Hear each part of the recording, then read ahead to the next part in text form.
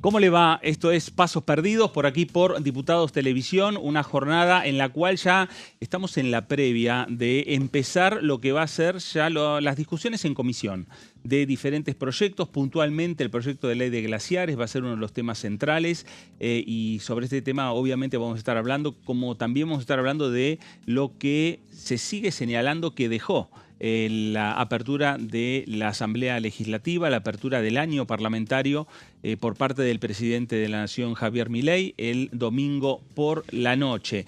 Vamos ahora con los temas centrales, vamos ahora con los títulos.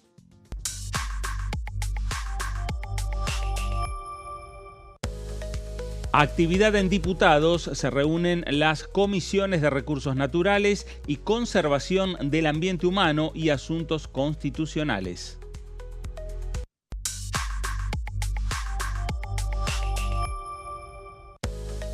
Reunión conjunta en diputados, mañana a partir de las 10 se tratará la ley de protección de glaciares.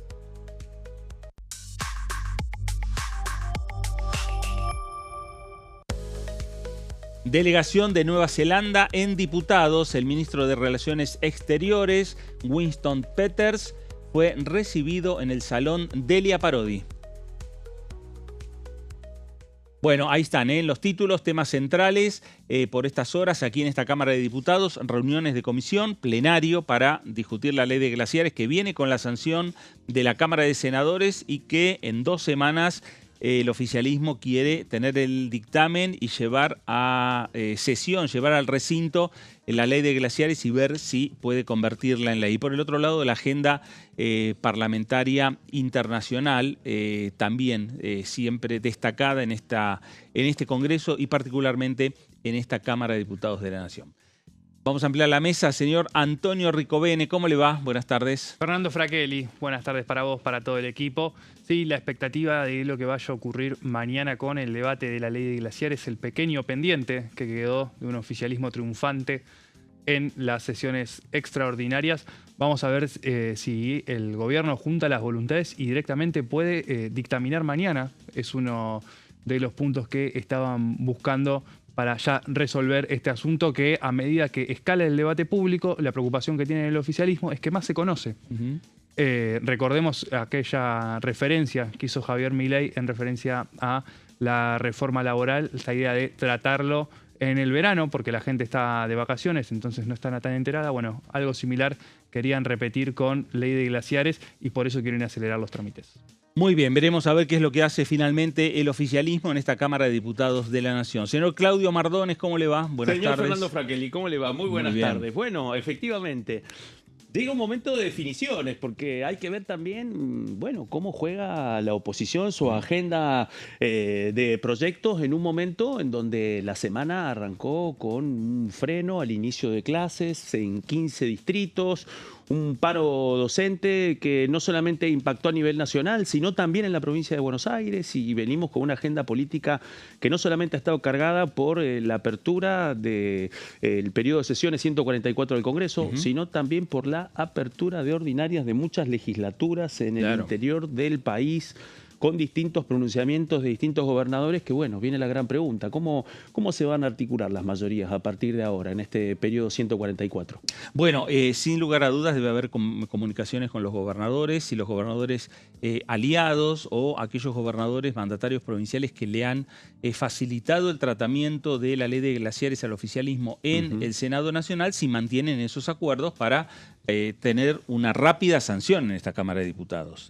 Porque nos parecía, lo que ayer se estuvo hablando, y hoy a la mañana también con algunos diputados nacionales del oficialismo, era la posibilidad de decir, bueno, mañana iniciamos digamos, la apertura de la comisión para discutir en este plenario la ley de glaciares, pasamos a una nueva reunión para la semana que viene y el miércoles 11 se firma el dictamen.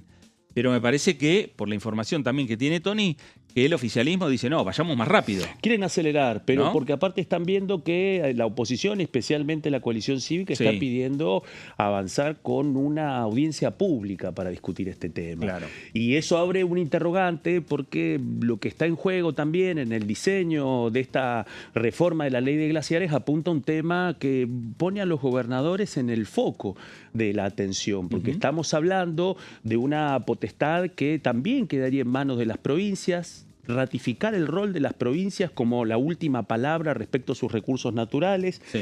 Y en el caso específico de los glaciares, un tema determinante, que Claro. van a ser los organismos provinciales los que van a definir si se puede o no se puede intervenir en el área periglacial. Ese es un cambio muy importante por fuera de la información que ya está acumulada, pero pone en juego esto, una discusión en donde las provincias van a contar con mucho más poder y no con una discusión vinculada a la cuestión de los recursos naturales, Claro. sino a la plataforma de negocios mineros que impulsa el gobierno. Recordemos que el inicio del debate parlamentario de este proyecto no fue impulsado por la Casa Rosada. No porque la Casa Rosada no lo avalara directamente, ni porque tuviera algún tipo de decisión de cuidado de estos ecosistemas, sino que fue un pedido explícito de los gobernadores para avanzar con el presupuesto 2026 en diciembre, para avanzar también con la reforma laboral. Insistieron durante todo el año pasado para que este tema se pusiera en agenda. Bueno, el gobierno no contaba con los números suficientes y ahora que el esquema político, el mapa político en el Congreso es distinto, los gobernadores se empoderan también y buscan impulsar este proyecto. ¿Por qué quiero destacar esto? Sí. Porque el gobierno quiere pagar el menor costo posible por lo que vaya a suceder. Bueno, veremos de a ver. hecho, Sí. de hecho, los gobernadores están haciendo esto también a pedido del gobierno. Hay una distribución de los costos políticos precisamente para Claro. eso. Bueno, vamos a ver si Dani tiene alguna otra información respecto Totalmente. al tema de ley de glaciares, más allá de que nos va a desarrollar un poco en qué consiste puntualmente este proyecto que comienza a discutir ya mañana a partir de las 10 de la mañana la Cámara de Diputados de la Nación. Daniela Romero, ¿cómo le va? Buenas tardes. Buenas tardes, chicos, ¿cómo están? Bien, muy bien. Bueno, Dani, acá con un poco de información, viendo a ver si se discute mañana y se firma el dictamen, si hay un par de semanas de discusión y recién ahí se firma el dictamen, si se puede escuchar a la oposición que dice tenemos que traer invitados para hacer audiencias públicas. Sí, los estaba escuchando. La verdad es que fue todo como muy intempestivo porque el proyecto llegó del Senado ayer a la Cámara de Diputados y en conexión con algunos de los diputados a cargo de la estrategia por glaciares puntualmente, estaban un poco verdes, ¿no? Con cómo iba a ser la estrategia ayer por la tarde, más o menos. A la noche surge esta convocatoria para mañana. Y sí, a ver, lo que entiendo de lo que me dicen en la Casa Rosada es que hay una idea de acelerar este debate, más que nada por una cuestión también de tener, por un lado, la necesidad de avanzar con un montón de otras cuestiones relacionadas a la minería. De hecho, se está avanzando también en un proyecto para modificar la ley minera.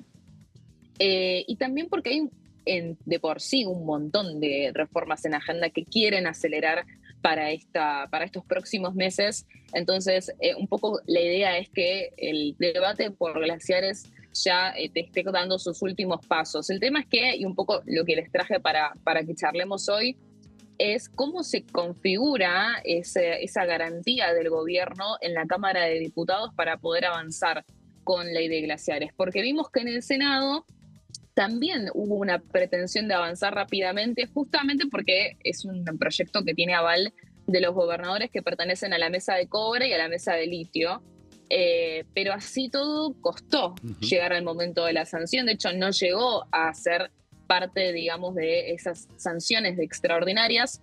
Recordemos que el dictamen de glaciares se firmó junto con el de modernización laboral en diciembre, pero hubo una mesa técnica, especialmente por parte del reclamo que hacían los gobernadores patagónicos. Está como esta división, esta guerra, entre comillas, no es una guerra, pero entre la visión de los patagónicos y de las provincias del norte. Las provincias del norte con más interés en poder justamente explotar sus recursos naturales en el ambiente periglaciar, que la Patagonia, que tiene quizás un recurso hídrico muchísimo más utilizable y además, bueno, ni hablar de la cuestión turística. Claro. Entonces, se hizo una mesa con Santa Cruz, estuvo Natalia Gadano como parte también de esa conversación, una provincia que terminó votando en contra, también con Edith Terenzi de Chubut, otra senadora que termina votando en contra.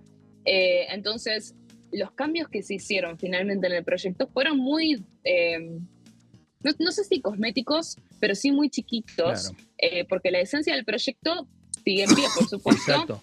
Por ende, hay que ver cómo eso se traslada, ¿no? Más que nada con el PRO, porque hubo 2 senadoras del PRO, justamente de Chubut y también de La Pampa, que votaron en contra del proyecto. Claro. Por ende, cómo se componen diputados va a depender también de eso. Claro, me parece, Dani, que también lo que ha sucedido con la ley de glaciares, el tratamiento en el Senado, es que estuvo eclipsado por la reforma laboral. Entonces, las miradas estuvieron muy centradas en qué es lo que pasaba con el proyecto de ley de modernización laboral.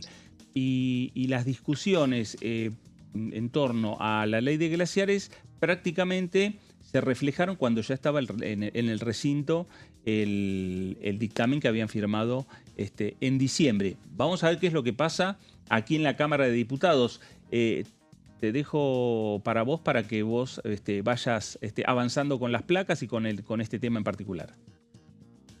Dale, sí, vamos a ir a las placas entonces. Antes que todo, el disparador de este tema, por supuesto, es que ya en la primera semana de sesiones ordinarias se hizo esta convocatoria, para este plenario de comisión entre recursos naturales y asuntos constitucionales. Se va a reunir mañana a las 10 de la mañana y ya con esto empieza a reactivarse la agenda legislativa del oficialismo, que sabemos muy bien a partir del domingo que tiene en carpeta 90 reformas, para ser exactos, según lo que anunció el presidente, para lo que va a ser este año 2026.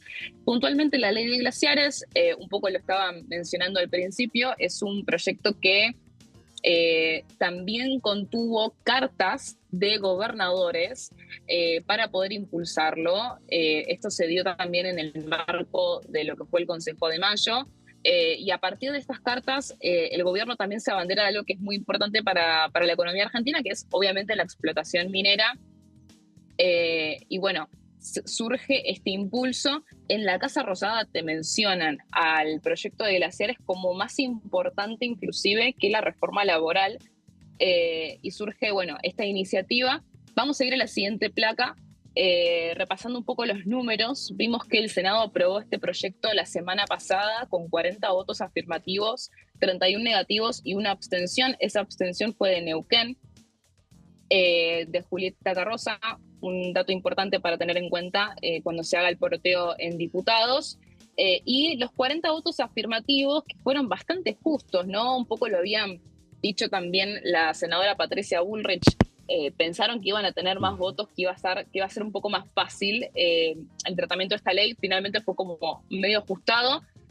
Tuvo obviamente gestos de parte de Corrientes, de Misiones, de Jujuy, de San Juan, de Catamarca, de Tucumán, y destaco puntualmente de Catamarca a Corpachi y de San Juan a Uniac, que son 2 senadores de parte del interbloque de Unión por la Patria, que se dividieron del resto para apoyar este proyecto de ley. Y vamos a ir a la siguiente placa, porque dentro de los votos negativos, además de encontrar a UP, a los santacruceños José María Carambia y Natalia Gadano, nos encontramos también a senadores, como les decía, del PRO, 2 senadoras puntualmente, Victoria Guala de La Pampa y Andrea Cristina de Chubut, que votaron en contra, y que esto ya te da un panorama de cuál va a ser el desafío que se viene en diputados, que es básicamente poder reunir a todo el bloque de Cristian Ritondo a favor de este proyecto de ley, para poder prescindir básicamente de otros bloques provinciales, como por ejemplo Provincias Unidas. El gobierno hasta ahora en diputados puntualmente, no así en el Senado, pudo manejarse en términos de negociación sin tener que negociar a fondo con Provincias Unidas, pero para eso necesita que que la UCR, que el PRO y que el MID estén en conjunto con los gobernadores aliados que ya conocemos de Innovación Federal, Producción y Trabajo, Independencia, que muy probablemente, si replicamos el escenario en el Senado, vayan a estar a favor también en diputados. Así que yo creo que el foco principal es mañana en la reunión de comisión ver si se consiguen los avales del PRO, porque justamente Nacho Torres, el gobernador de Chubut, quien empezó, a todo esto un paréntesis, las sesiones ordinarias de su provincia, no siendo tan quizás alineado, ¿no?, con el presidente, fue bastante crítico de cómo se llevó adelante la sesión en el Congreso el domingo. Como vemos el escenario, él ya mostró su disposición en rechazo a este proyecto de ley. Vamos a hablar puntualmente de qué dice esta ley y por qué justamente es tan polémica. Esta ley, este proyecto que está impulsando el gobierno, modifica esta ley original de 2010, que lo que buscó en su momento fue proteger los glaciares y el ambiente periglaciar, determinando, yo creo que uno de los debates puntuales es la determinación y la definición que se hace a partir de lo que es un glaciar y qué es un ambiente periglaciar. ¿Y por qué? Porque a partir de eso es que se permite o no se permite la explotación de ese territorio. ¿Bajo qué? Bajo la excusa de que es obviamente un recurso hídrico, por ende tiene que tener una protección especial. Lo que te dicen los gobernadores y lo que también avala el gobierno nacional es que a partir de esto se creó un obstáculo muy grande para poder explotar los recursos naturales del ambiente periglaciar, que es el punto principal, no es el glaciar en sí. Eso también está bueno como aclararlo. ¿Cuál es el cambio sustancial? Es darle autonomía a las provincias sobre cómo preservar estas zonas. Autonomía a las provincias refiriéndose ante todo a la Constitución Nacional, que les da a las provincias la potestad de poder básicamente decidir qué hacer con sus recursos. Ese es el concepto principal que se introduce en este proyecto de ley y que muchos cuestionan, porque además, ¿cómo va a ser el criterio de cada provincia? Obviamente va a depender de los recursos que tenga. Bueno, eso va a ser algo que no siempre va a ir en línea o concordar con lo que opinan otras provincias, y eso puede llegar a generar algún tipo de conflicto. ¿Cuáles fueron los cambios que se introdujeron en esta negociación que se llevó adelante en el Senado? Vamos a ir a la siguiente placa. Básicamente, que el Instituto Argentino de Glaciología y Ciencias Ambientales, que es el IANIGLA, tenga que hacer, mejor dicho, no que pueda, que haga estudios técnicos y científicos, y que las provincias deben notificarle a este instituto, justamente ¿para qué? Para tener un informe del impacto ambiental y que haya un control del recurso hídrico. Esto debe tomar en cuenta los parámetros del régimen de gestión ambiental de aguas, y de esta manera el gobierno da una especie de concesión a favor de los reclamos o de los riesgos ambientales que podría llegar a tener esta modificación en la normativa. Esto es clave también para entender el contexto, ¿no?, internacional que se está dando en este momento, más que nada en línea con los acuerdos comerciales. Obviamente que el acuerdo comercial ya fue firmado y que está todavía en proceso de revisión con Estados Unidos. También hay otro acuerdo que es el acuerdo para los minerales críticos. El acuerdo de los minerales críticos, de todos modos, cabe destacar que es un acuerdo que, además de que todavía está en proceso, tiene como una nebulosa un poco más grande, porque los minerales críticos son minerales que no están explorados en profundidad en el territorio, por ende no hay una determinación concreta de la extensión o de en dónde puedes encontrarlos y explotarlos. Pero toda esta cuestión de ampliar el RIGI, de facilitarle las inversiones a Estados Unidos en materia minera, todo esto obviamente que hace también al apuro y a la necesidad del gobierno y de, por supuesto, los gobernadores de querer tener una normativa que los respalde para poder proceder con la exploración y la explotación minera, que hay que decirlo, por más que genere fuente de trabajo, como dice el gobierno, y por más que sea uno de los capitales más importantes que tiene la economía argentina, no deja de ser una actividad que obviamente que es dañina, ¿no? El punto es que no sea dañina y que no perjudique, obviamente, el recurso hídrico de la Argentina. Pero bueno, es un tema que es complicado, es complejo, te requiere también muchísima capacitación, te requiere muchísima inversión en infraestructura para poder efectivamente hacer una explotación minera, y bueno, todo eso genera la necesidad de tener una normativa que te brinde seguridad jurídica a la hora de poder proceder con este terreno que es inexplorado, porque bueno, son cuestiones que ya, les decía, desde el 2010, que siguen vigentes y que para la política es un impedimento para poder avanzar en este sentido. Así que esta es como la estructura general de por qué este proyecto de ley genera tanta polémica, porque hay provincias que son las patagónicas más que nada que lo resisten, y bueno, también por eso el reclamo y el ruido constante de parte de organizaciones también ambientales que hacen foco en esto, ¿no? En que no sea algo que perjudique el medio ambiente,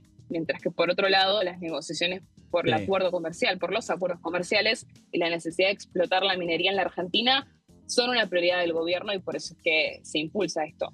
Claro, sin lugar a dudas, Dani. Interesante estas placas, esta información para saber primero de qué estamos hablando y segundo el por qué también el interés de diferentes provincias y el propio gobierno nacional en avanzar con este tema que obviamente ya cuando fue la primera discusión por ley de glaciares en el año 2010 ya había generado muchas polémicas, había generado muchas audiencias, muchas discusiones y por supuesto esta modificación a la ley de glaciares obviamente está ocurriendo lo mismo. Ocurrió en el Senado, está ocurriendo en diputados, es simplemente la decisión política del oficialismo de decir, bueno, antes de avanzar rápidamente con la firma de un dictamen, aguardamos una semana más, avanzamos con algunas audiencias públicas entre mañana y la próxima semana y estamos firmando el dictamen con los argumentos también que tiene el propio oficialismo, tema que también planteó el propio presidente el domingo ante la Asamblea Legislativa.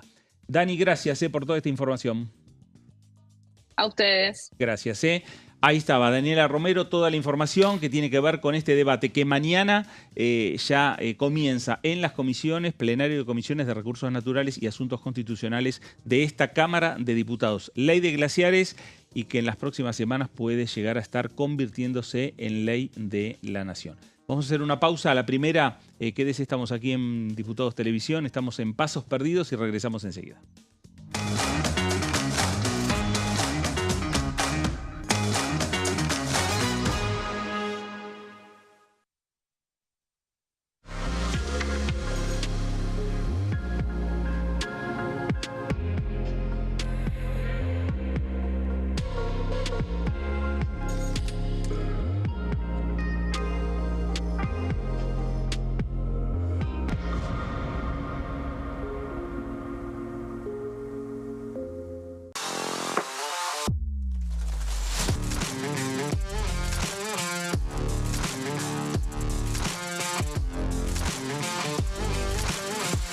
Orden del día, de lunes a viernes, 11 horas.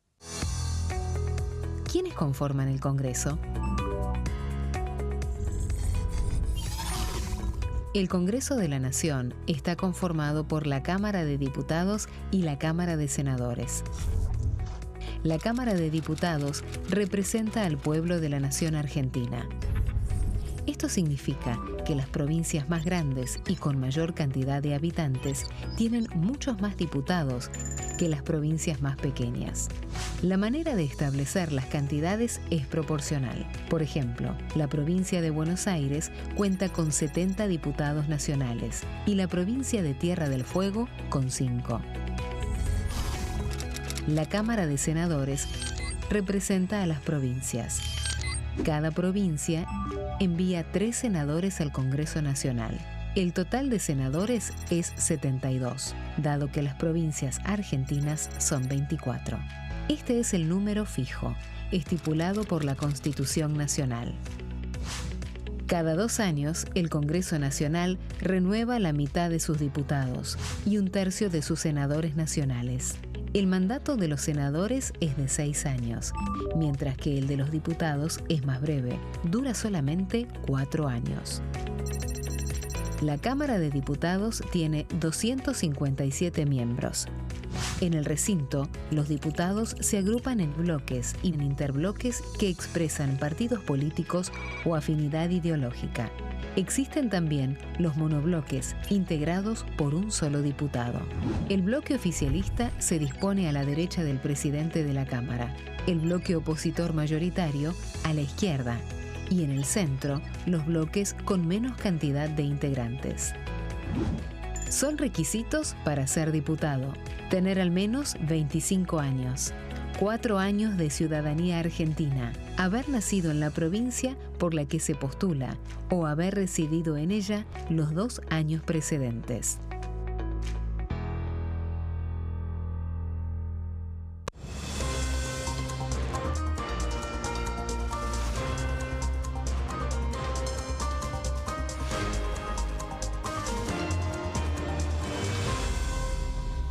Consenso, de lunes a viernes, 12 horas. ¿Qué función cumple el Congreso? El Congreso ejerce su función legislativa a partir de la deliberación y sanción de leyes que busquen el bien común de todos los habitantes.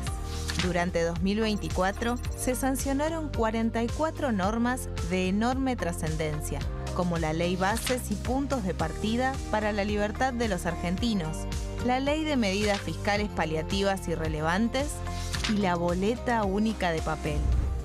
La Constitución Nacional determina las atribuciones del Congreso, las cuestiones sobre las cuales puede y debe legislar, así como sus limitaciones. También establece la relación entre los distintos poderes, que es fundamental para equilibrar el sistema republicano. Además de legislar, el Congreso tiene la función de ejercer el control del Poder Ejecutivo. Entre otras atribuciones, ese control incluye el pedido de informes, las interpelaciones, la actuación de la Auditoría General de la Nación, dependiente del Congreso, la posibilidad de solicitar juicio político y la aprobación de las cuentas de inversión. Desde la reforma constitucional de 1994, el jefe de gabinete de ministros tiene la obligación de concurrir periódicamente al Congreso para informar acerca de la marcha del gobierno. Este informe se realiza alternadamente en cada Cámara del Congreso.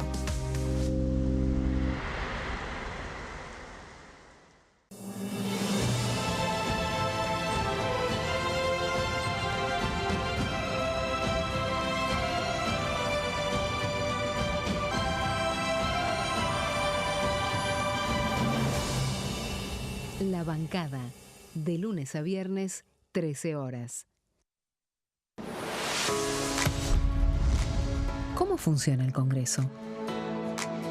Cuando un proyecto de ley ingresa a la Cámara de Diputados, ya sea presentado por un legislador, enviado por el Poder Ejecutivo o producto de una iniciativa popular, se trata primero en el ámbito de las comisiones.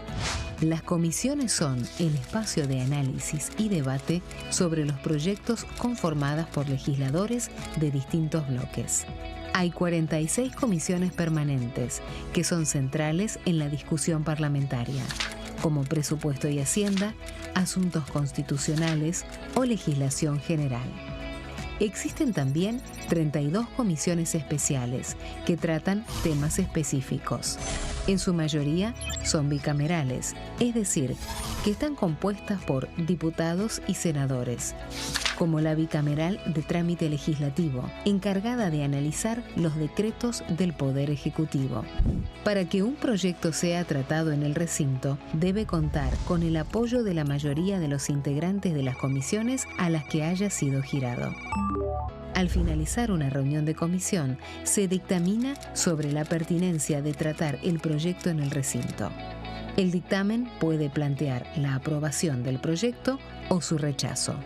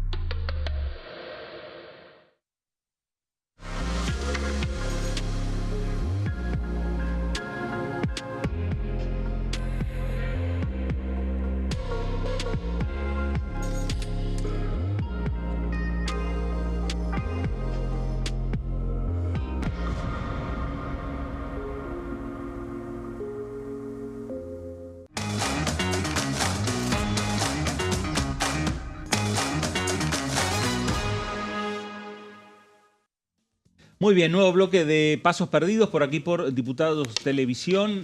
Los temas que van marcando esta agenda en esta Cámara de Diputados. Lo que señalamos, por un lado, la ley de glaciares, que va a avanzar ya a partir de mañana en el plenario de comisiones. 2 comisiones a partir de las 10 de la mañana. Lo que dejó, porque se sigue hablando y mucho sobre lo que fue el mensaje de apertura de este año parlamentario por parte del presidente Javier Milei, y sin lugar a dudas, uno de los puntos que ha hecho mención el presidente de la Nación tiene que ver con los diferentes proyectos que terminaron aprobándose. Falta la sanción de la Cámara de Diputados a la ley de glaciares, pero después se aprobó desde el presupuesto 2026, pasando por el proyecto de innovación y además con los proyectos vinculados al régimen penal juvenil, a el acuerdo entre la Unión Europea y el Mercosur, la designación de Fernando Iglesias como embajador argentino ante Bélgica y, por supuesto, el proyecto de ley de modernización laboral. Ese conjunto de iniciativas, rápidamente el oficialismo, entre diciembre y el mes de febrero, pudo avanzar y pudo aprobarlos. ¿Con qué? Con una construcción de mayorías, con fuerzas propias, con diputados propios de La Libertad Avanza, pero además con la oposición dialoguista, que en algunos casos lo viene acompañando desde el primer día al presidente Javier Milei. Hablamos del PRO, hablamos de la Unión Cívica Radical, pero también se han sumado otras fuerzas provinciales que oscilan su respaldo, pero lo cierto es que le dieron mayorías importantes en ambas cámaras legislativas. Con esa mayoría, con esa construcción, el presidente encara y el oficialismo encara la discusión ahora del proyecto de ley de glaciares. Sí. Y por supuesto va a esperar todo lo que venga desde Casa de Rosada. Absolutamente. Y este es un dato muy importante que estás puntualizando, Fernando, porque no perdamos de vista que el oficialismo todavía no ha cumplido ni 120 días con su nueva mayoría, que implicó triplicar su banca en el Senado y también en la Cámara Baja. En ese contexto hubo un dato muy importante que no podemos pasar de vista.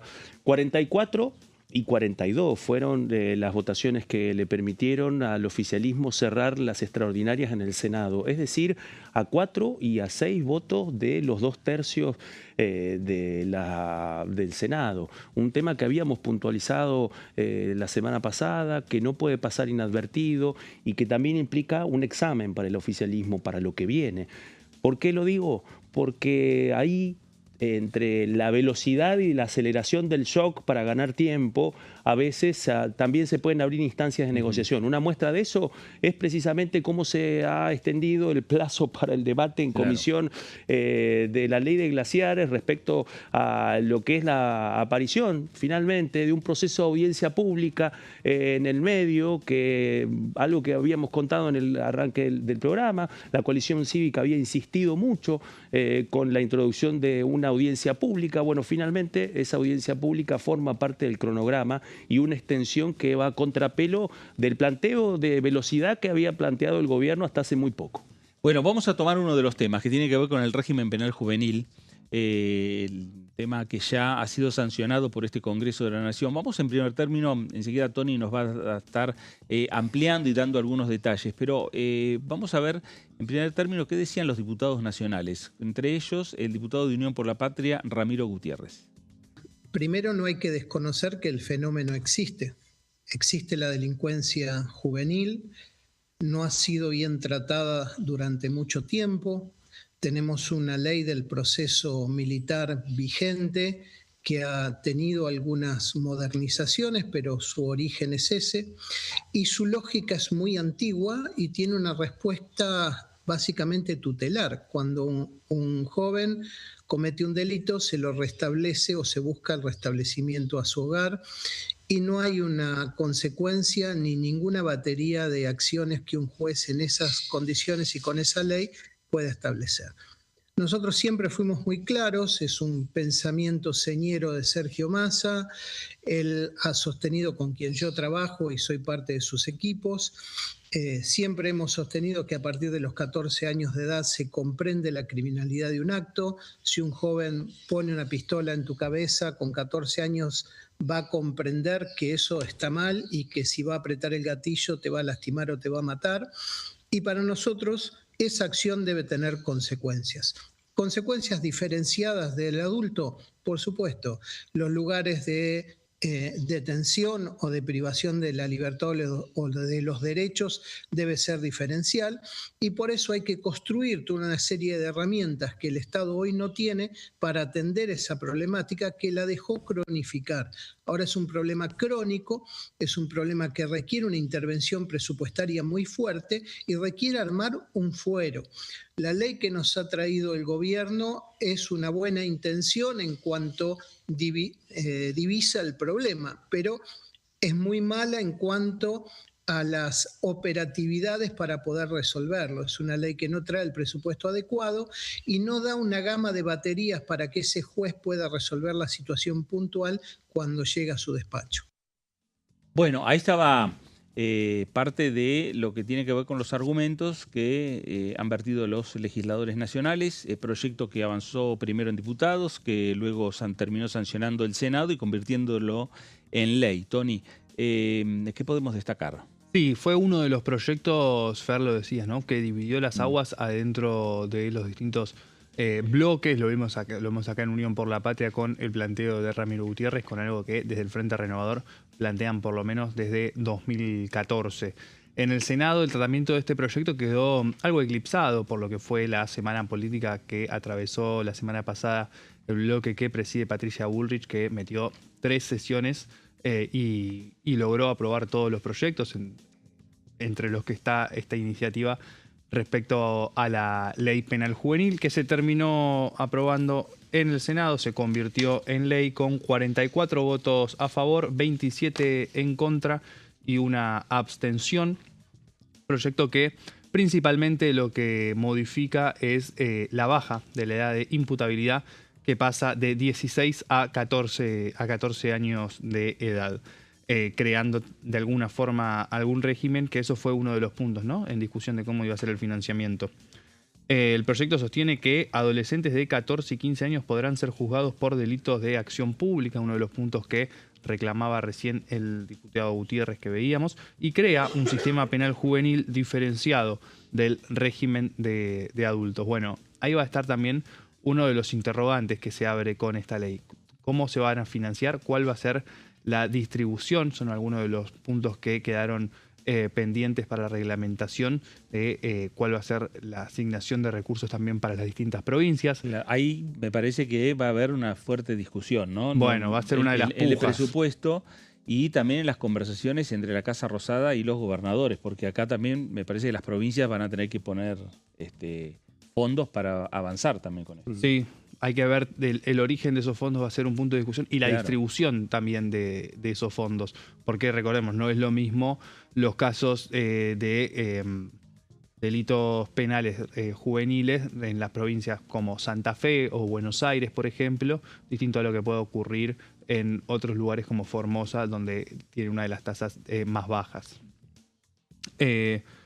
La pena máxima también, la fija para los delitos graves, será de hasta 15 años en el caso de las personas de hasta 14 años, y la prisión será el último recurso dentro del régimen. Es decir, van a buscar, antes de llegar a la condena de prisión, que no buscar otras alternativas para estas personas. Otro de los puntos, Fer, importante que trajo esta discusión tiene que ver con, bueno, cuál van a ser esas medidas alternativas para los delitos menores, es decir, que no necesariamente vayan a ser homicidios. Se va a usar el rol de la probation. ¿Cuál va a ser también esos juzgados de menores? ¿Cómo se van a fomentar en el país? Recordemos que hay un gran déficit judicial donde hay más de 200 juzgados vacantes en todo el país. ¿Cuál va a ser la carga que se le va a dar también al Poder Judicial en las distintas provincias, teniendo en cuenta que la mayoría de los delitos, la minoría de los delitos van a ser delitos federales? Claro. Entonces va a tener que recaer también sobre la justicia provincial. Acá también lo que se da con esto que vos estás contando, algo que se escuchó en las comisiones tanto de la Cámara de Diputados como del Senado Nacional. bajar la edad de imputabilidad con eso solo no alcanza. Aquí hay que pensar en presupuestos, aquí hay que pensar en, ayudar desde el Congreso a completar las vacantes en la justicia. Sí. Me parece que hay un trabajo en conjunto que hay que hacer y esto recién empieza. A lo mejor el puntapié inicial es el cambio de la baja de edad de imputabilidad o el cambio a la creación de este nuevo régimen, pero es lo primero. Sí, hay una señal que dejó Patricia Bullrich, porque durante el tratamiento en el Senado hubo preguntas específicas al respecto. ¿Cuánto cuesta la reforma penal juvenil y cuánto es lo que el gobierno está dispuesto a poner? ¿Por qué? Porque en el otro sentido tiene que ver con cuánto las provincias van a estar dispuestas también a poner en el marco de la discusión financiera con la nación. Eso se cruza con varios puntos de carácter judicial que enunció el presidente en la Asamblea Legislativa y la negociación por la ejecución de la justicia. Y eso tiene que ver con las vacantes que todavía no han sido cubiertas. No perdamos de vista esto que veníamos contando, que esto en gran parte se va a definir en el Senado y en ese contexto el oficialismo tiene una nueva mayoría. Bueno, y en algunos casos hasta puede llegar a tener 2/3. Exactamente. Sí, total. Con una nueva mayoría. Y recordemos también, ¿no?, la puja que hubo en su momento por si bajarla a 13 o a 14, una discusión que impulsó Patricia Bullrich hacia adentro, pero acá en esta Cámara le dijeron no. ¿Habrá sido como el artículo 44 de la reforma laboral? Uno de los grandes interrogantes. Otro de las alternativas para las penas que incluye este proyecto tiene que ver con la creación de servicios comunitarios y con la restricción de contacto con las distintas víctimas, con la finalidad de que la prisión sea el último lugar al que lleguen las personas menores de edad. Los procesos deberán realizarse en ámbitos especializados y los menores no podrán compartir espacios de detención con adultos. Esto también lo que abre la posibilidad de la creación de nuevos centros de detención pensados para menores de edad donde no haya contacto con adultos. Hay que ver después seguir cuáles son bien los lineamientos internacionales, teniendo en cuenta las distintas organizaciones de derechos humanos, la Corte Interamericana, de cómo manejarse en estos casos, teniendo en cuenta que el derecho a la libertad es uno de los más discutidos en el ámbito jurídico.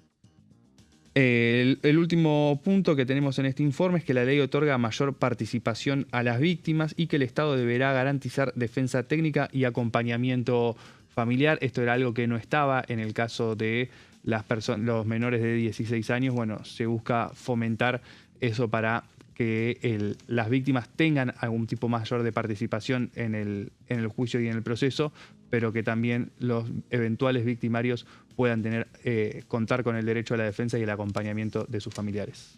Bueno, muy bien. Ahí están algunos datos importantes, interesantes de este nuevo régimen penal juvenil que, la ley ya está sancionada, el gobierno la va a estar promulgando en los próximos días. Sí, señor. ¿Esto qué quiere decir? Que si mañana hay un delito de un menor, ya se lo juzga con esta ley. Exacto. Entonces, ahí es donde empieza, me parece bien lo que plantean los diputados, lo que han planteado los senadores respecto a algunos datos centrales y que bien Tony estuvo reflejando, y después nos encontramos con la realidad. Porque es verdad, el menor no tiene que estar con el mayor. Ahora, para eso hay que empezar a hacer una construcción de centros de detención. Sí, señor. Hay que tener presupuesto, hay que empezar a hacer obras, hay que empezar todo un trabajo que de repente quedó relegado en los últimos años. Entonces, me parece que hay que implementarlo. Mientras se va implementando a futuro la norma, en general, como para poder cumplirla en su totalidad, en el medio vamos a empezar a tener ya, digamos, en la práctica ya directa de lo que va a ser la puesta en funcionamiento. Exactamente, la aplicación de la ley. Claro. Y ahí viene una gran pregunta, porque ¿cuál va a ser la respuesta de los tribunales? ¿Qué va a pasar con los jueces cuando llegue el momento de aplicar esta ley que tiene complejidades y sofisticaciones técnicas muy importantes? Claro. Bueno, ¿qué va a pasar ahí en ese contexto? Algunos se animan a decir que en este escenario, este es el lado B de la búsqueda de una victoria política importante para el oficialismo.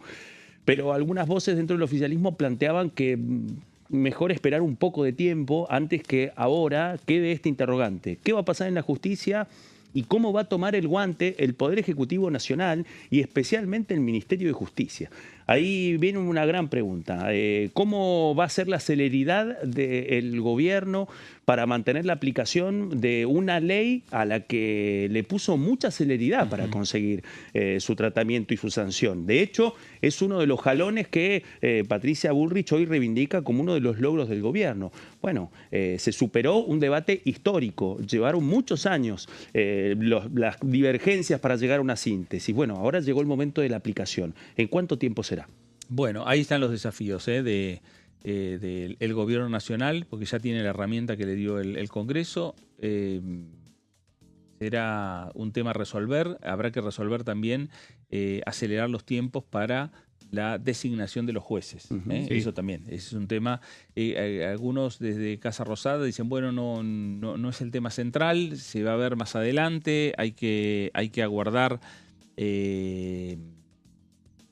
que avancen otras reformas, pero en el medio está este tema, ¿no? Que es el tema también importante, el tema de la justicia. Sí, que se extiende a todos tipos de tribunales, desde la justicia ordinaria provincial, fuero penal, civil y también en la Corte Suprema, ¿no? Y uno de los puntos que va a ser parte sin duda de la agenda de este año no electoral va a tener que ver con si el oficialismo en el Senado finalmente logra designar los lugares vacantes, los 2 lugares vacantes que tiene en la Corte Suprema de Justicia, y qué va a pasar también con el Ministerio de Justicia. Recordemos que estamos a días, eso se espera, de que se efectúe la renuncia del ministro Mariano Cunio Libarona, y lo hemos visto en la Asamblea Legislativa del 1 de marzo, dos de los candidatos a sucederlos presentes en el recinto, escuchando al presidente de la Nación, cada uno en su trinchera, cada uno en su tribuna. Me refiero a Santiago Viola, por un lado, acompañado por Lule Menem, y por otro lado lo veíamos a Sebastián Amerio, que es el actual viceministro de Justicia, un hombre con muchísima relación e incidencia también en los servicios de inteligencia, a la espera de las definiciones de cuál va a ser la política judicial que vaya a tomar el gobierno, ahora teniendo en cuenta que queda mucho más cerca de tener esa mayoría de los 2/3 necesaria. Bueno, otro de los lugares vacantes que todavía permanecen dentro de la estructura del Estado es el defensor de la minoridad, ¿no? El defensor del niño, niña y adolescente. Exactamente, que ese es un organismo del Congreso. Exactamente, un organismo del Congreso que el año pasado tuvo un debate importante hasta llegar a definiciones. Pero nunca terminó de concretarse. Exactamente. Y por lo tanto es como que está acéfalo en el medio de la puesta en marcha ya de esta nueva ley. Digo, tomando en cuenta que va a ser también importante. Y es que sí, porque la gran incógnita es la capacidad para la ejecución de la justicia y la administración de justicia con una nueva ley. En un momento en donde además la lista de cargos por cubrir tienen áreas muy sensibles, y una de las más sensibles que tiene una relevancia tanto más importante como un integrante de la Suprema Corte de Justicia es el titular del Ministerio Público Fiscal, el Procurador General. Bueno, posiblemente en este momento la Procuración tenga el interinato más largo con Carlos Casal al frente de la Procuración. La falta de acuerdos y de esa mayoría para los 2/3 ha dejado... Claro. Institucionalmente acostumbrada la Argentina a tener al jefe de los fiscales federales en un interinato que ya está en los 7 años, ¿no? Sí, claro. Digo, casi tanto tiempo como la vacancia de Elena Hayton de Nolasco, que dejó finalmente luego una controversia el cargo en la Corte. Y en el caso de los candidatos para el Ministerio de Justicia también suena el juez Carlos Maí, que es en este escenario. Así que hay que ver finalmente si la silla eléctrica que implica al Ministerio de Justicia en este contexto, no solamente con el desafío de la reforma penal juvenil, sino también en una relación tirante con el Poder Judicial, no solamente por la aplicación del sistema acusatorio y también del Código Procesal Penal Federal, sino también con las vacancias que especialmente recordemos a nivel nacional. Bueno, la justicia federal tiene un rol específico sobre delitos determinantes como es el caso de narcotráfico. Claro, bueno, veremos a ver qué es lo que pasa, el tema de la justicia con esa relación con el Congreso y con el Poder Ejecutivo en torno a poder avanzar en definiciones importantes que se tiene que en definitiva son decisiones políticas, las que hay que adoptar, más allá de que la justicia puede estar reclamando que se cubran las vacantes. Otro puesto que también está vacante, que me parece que ya nos acostumbramos a no tener, es el defensor del pueblo. Sí, señor. Sí. Eso también hace cuántos Exactamente. años. Bueno, estamos hablando de ya el último defensor del pueblo, estamos hablando de Guillermo Mondino, luego un interinato, más de 15 años, sin que un organismo que además reviste una importancia clave. ¿Por qué digo esto? Porque la Defensoría del Pueblo de la Nación primero fue creada por una ley del Congreso y después fue introducida dentro de la reforma constitucional de 1994. Claro. Así que, y además estamos hablando de un organismo de rango constitucional que encierra una de las discusiones más importantes, no digo la más importante, pero sí una de las más importantes de la Convención Constituyente de 1994. Contar con esa estructura, ¿no? La estructura del control delegado por el Congreso a partir del veredicto de las urnas, pero con la definición de un organismo que reporta al Congreso de la Nación, que vela por los derechos de la ciudadanía y que además puede litigar. Esa es una de las particularidades. Bueno, ese instrumento, creado primero por ley, luego por la Constitución de la Nación, por la reforma constitucional, perdón, no solamente está acéfalo, sino que quien lo detenta actualmente forma parte de la estructura de planta de la Defensoría del Pueblo y no tiene el mandato suficiente para litigar en la justicia. Bueno, por lo que estamos viendo hay mucha tarea para hacer desde el Congreso, para definiciones que tienen que ver con designaciones en distintos lugares del Estado, que tienen que ver con la justicia, que tienen que ver también con representaciones desde el Parlamento Nacional, y ahí también las definiciones que tiene que tener el Poder Ejecutivo por un lado y el Poder Legislativo por el otro. Nos vamos a ir a una pausa. Tony, gracias por acompañarnos. Claudio se queda un rato más con nosotros para terminar el programa de Pasos Perdidos. Hacemos una pausa y enseguida regresamos. Quédese, estamos en Diputados Televisión.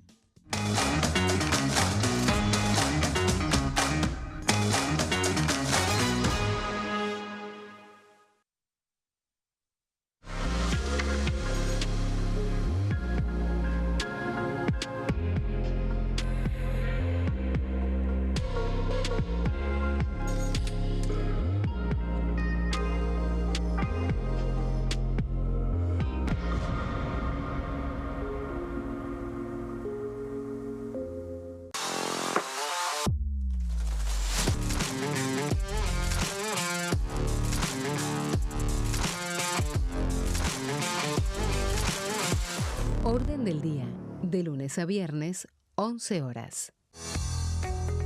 ¿Quiénes conforman el Congreso?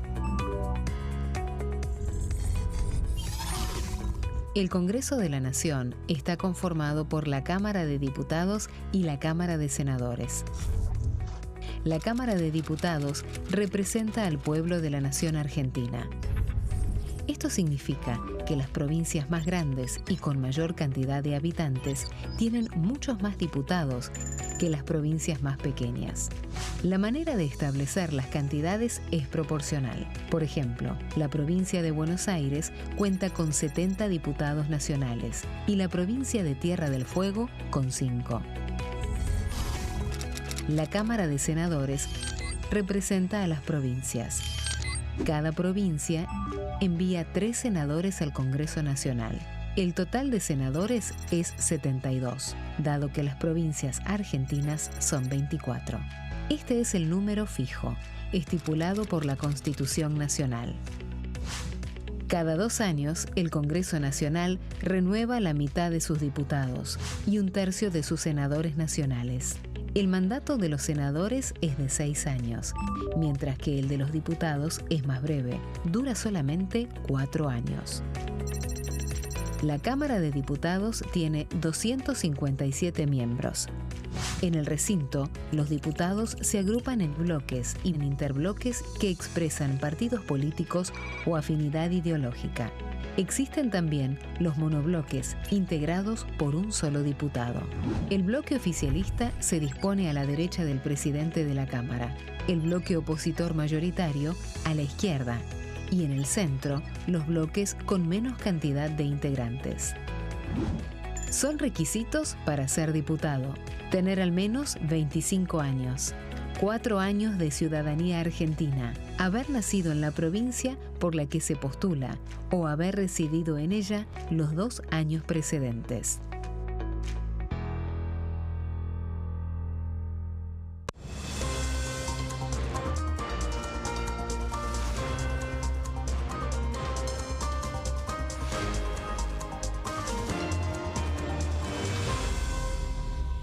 Consenso, de lunes a viernes, 12 horas. ¿Qué función cumple el Congreso? El Congreso ejerce su función legislativa a partir de la deliberación y sanción de leyes que busquen el bien común de todos los habitantes. Durante 2024 se sancionaron 44 normas de enorme trascendencia, como la Ley Bases y Puntos de Partida para la Libertad de los Argentinos, la Ley de Medidas Fiscales Paliativas y Relevantes y la Boleta Única de Papel. La Constitución Nacional determina las atribuciones del Congreso, las cuestiones sobre las cuales puede y debe legislar, así como sus limitaciones.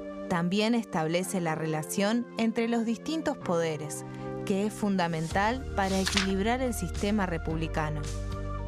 Además de legislar, el Congreso tiene la función de ejercer el control del Poder Ejecutivo. Entre otras atribuciones, ese control incluye el pedido de informes, las interpelaciones, la actuación de la Auditoría General de la Nación, dependiente del Congreso, la posibilidad de solicitar juicio político y la aprobación de las cuentas de inversión. Desde la reforma constitucional de 1994, el jefe de gabinete de ministros tiene la obligación de concurrir periódicamente al Congreso para informar acerca de la marcha del gobierno. Este informe se realiza alternadamente en cada Cámara del Congreso.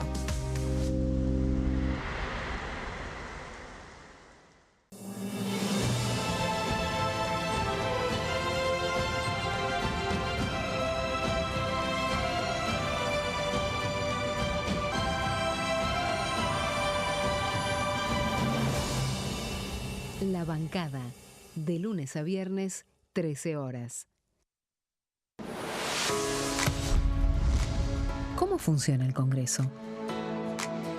Cuando un proyecto de ley ingresa a la Cámara de Diputados, ya sea presentado por un legislador, enviado por el Poder Ejecutivo o producto de una iniciativa popular, se trata primero en el ámbito de las comisiones. Las comisiones son el espacio de análisis y debate sobre los proyectos conformadas por legisladores de distintos bloques. Hay 46 comisiones permanentes que son centrales en la discusión parlamentaria, como Presupuesto y Hacienda, Asuntos Constitucionales o Legislación General. Existen también 32 comisiones especiales que tratan temas específicos. En su mayoría son bicamerales, es decir, que están compuestas por diputados y senadores, como la bicameral de trámite legislativo, encargada de analizar los decretos del Poder Ejecutivo. Para que un proyecto sea tratado en el recinto, debe contar con el apoyo de la mayoría de los integrantes de las comisiones a las que haya sido girado. Al finalizar una reunión de comisión, se dictamina sobre la pertinencia de tratar el proyecto en el recinto. El dictamen puede plantear la aprobación del proyecto o su rechazo.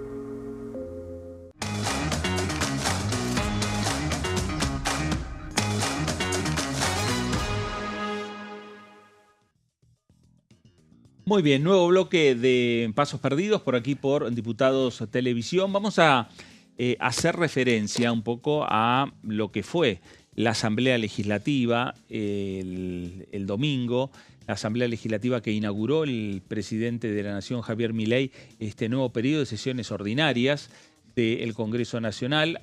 A partir de esta apertura es que mañana vamos a tener el primer plenario de comisiones en esta Cámara de Diputados, el plenario de las comisiones de Recursos Naturales junto con Asuntos Constitucionales a las 10 de la mañana para discutir el proyecto de ley de glaciares que ya viene con la sanción de la Cámara de Senadores y que el oficialismo espera tener un par de semanas de discusión en la comisión y después estar firmando los dictámenes correspondientes. Pero vamos a enfocarnos un poco en lo que fue el mensaje presidencial, en lo que dejó el mensaje presidencial. Vamos a escuchar a Rodrigo de Loredo, el ex diputado nacional de la Unión Cívica Radical, expresidente de la bancada del radicalismo y que fue uno de los invitados a la inauguración del periodo de sesiones ordinarias del Congreso. Siempre una apertura de sesiones, por lo menos en mi persona, genera una gran expectativa y renueva una esperanza.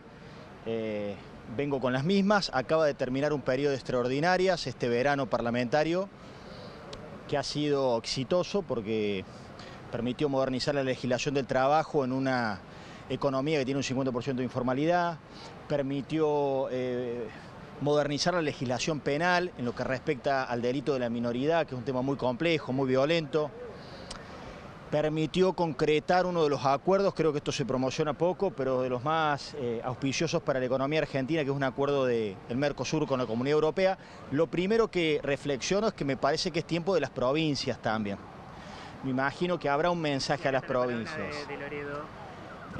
Por ejemplo, te digo en Córdoba, si vos tenés un gobierno nacional que te bajó inflación, que te equilibró las cuentas, que te contuvo el dólar, que te abre a la economía internacional y busca que se compita. Es muy difícil que las pymes cordobesas compitan si el gobernador de Ayora no hace lo propio, bajando ingresos brutos, bajando sellos, mejorando la tarifa eléctrica.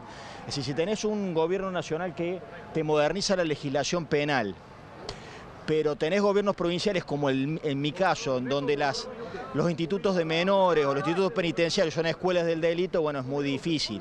Sí tengo tres grandes expectativas de estos anuncios en esta oportunidad: que continúe el gobierno con esta senda de reformas, que continúe desburocratizando, que continúe modernizando, particularmente que vaya más rápido en las privatizaciones, que me parece que hay demoras, particularmente que se anime a introducir reformas educativas.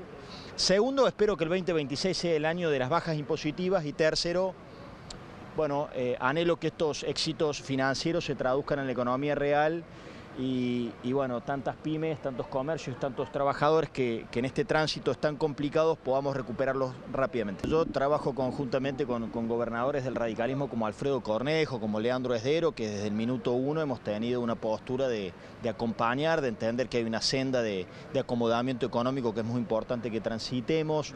Lo hemos hecho sin demagogia, es decir, sin asustarnos por los costos que traen aparejados. No hemos hecho seguidismo, hay cosas en las que nos diferenciamos, estilos que tenemos distintos, y yo abogo porque ese sea más o menos el rumbo que mayoritariamente tengamos nosotros. Gracias.